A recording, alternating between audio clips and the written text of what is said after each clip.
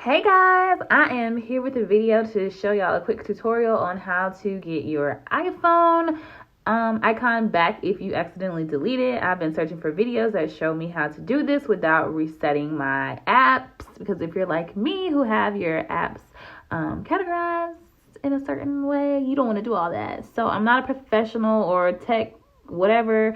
I'm just here to show you what worked for me. So you want to start by swiping to the left. You want to swipe, depending on how many apps you have. Then you're going to get to your app library.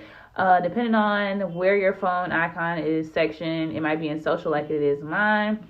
So you just want to click on the social, find your phone, hold it down, hold it. It's going to go to your home screen, drag it, and boom, you have it. That's the first way. And then the second way would be you go back to your app library, you type in phone. Now this could be a little tricky because sometimes when you hold it down, it doesn't immediately do it. So you want to hold it down until it goes to your home screen and then drag it down. And then boom, your phone icon is back and you didn't have to reset your apps. And there you have it. Thanks for watching.